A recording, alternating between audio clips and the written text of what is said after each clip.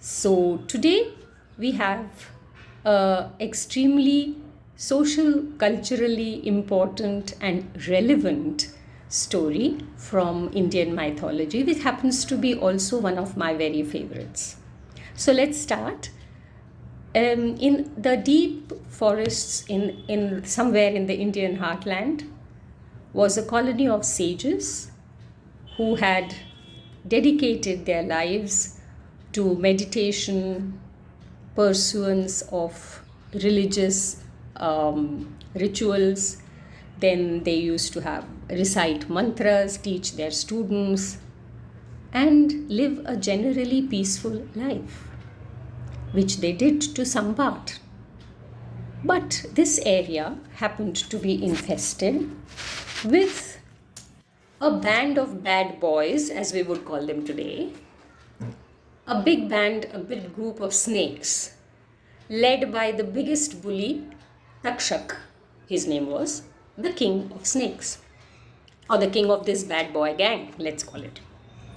And every time that the sages used to have this yajna, or a religious fire and a sacrificial fire, they used to come around and disturb the sages, scare them, frighten them, and create extreme discomfort by slithering somewhere inside or then jumping into the fire and then coming out and even biting them, I suppose. So, this whole scale disturbance and havoc did disturb the sages to no end, and they were so disturbed in their religious pursuits. So, very tired of all this, they all decided and came upon a brilliant plan. And the plan was to have a big yajna and recite the mantras, which were extremely powerful. And by that, and by their power, there would be a complete attraction of a particular snake whose name would be called, and the power of the mantra would induce him to jump into the fire and self-destruct. Brilliant plan, right? Okay, so it happened. All the sages sat, a big sacrificial fire was there, the yajna fire. All the sages were there with their collective mantra power, and the show began. So, whosever name was called, that snake felt himself pulled into the fire, where he jumped, was forced to jump by the force of the mantra, and self-destruct. This went on till half of the bully boy gang, bad boy gang, was annihilated. Then came Takshak, the king himself.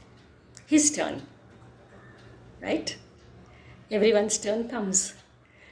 And when the sages said their mantra and said Takshakaya Swaha, this is where Takshak would have been felt pulled by wherever he was and pulled by the mantra, jump into the fire and self-destruct. That was what the plan was, and that was what was happening till now. But no Takshak appeared. So the sages for a second time said, Takshakaya Swaha. This was really now a powerful thing, and he had to come from somewhere, wherever he was. But he again didn't appear. The sages were wondering, had the mantra lost this power, or how can Takshak resist the power of the mantra and not come and self-destruct? How is that possible?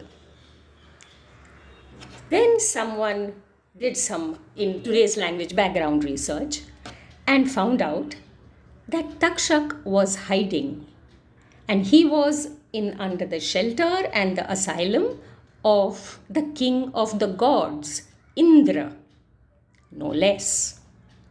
A very, very strong person. And because Indra himself was sheltering him, Takshak was protected from the power of the mantra, which would lead to him jumping into the fire and self-destructing. When this news or this bit of information was received by the sages, they unanimously came upon another plan. And they said, if Takshak, with all that he was doing and with all that he deserved to get, that was to get self-destructed, if he is being protected by somebody else who does not understand that Takshak, what he was doing was wrong, and that he really needed to get his punishment. He really needed to face the consequences of what he was doing. But in spite of that, if he is sheltering or getting sheltered, cool, then we'll do that. And then instead of just saying Takshakaya Swaha, all the sages said their powerful mantra and in the end said Indraya Takshakaya Swaha. So when Indra had to face the wrath of the mantra, he finally let go of Takshak. And Takshak had to come into the fire, jump and self-destruct. Moral of the story? Or what would this tell us? It tells us so many things on so many levels, which I can't even enumerate. This story has got so many different layers. But one thing is, in today's society, I have heard many educated people, of course, say, oh, if that is the case, Indraya Takshakaya Swaha. It has become a sort of a proverb, Indraya Takshakaya Swaha, which means that if a wrongdoer, if a criminal, if a bad person who should actually be facing the consequences of his actions, if he is being sheltered by somebody more powerful, need not be bad or need not be criminal himself, but if that is happening, then he too becomes a part of the gang that needs to be annihilated or face the consequences. So let's then put him in one bracket and Indraya Takshakaya Swaha. So Indra becomes a part of Takshak's wrongdoing and Indraya Takshakaya Swaha. This story has really been of great importance and relevance to me, and I have seen many times it having a very great socio-cultural relevance in today's society. I think it really is relevant nearly throughout the ages and remains one of my favorite mythological story. Maybe it will become yours too now.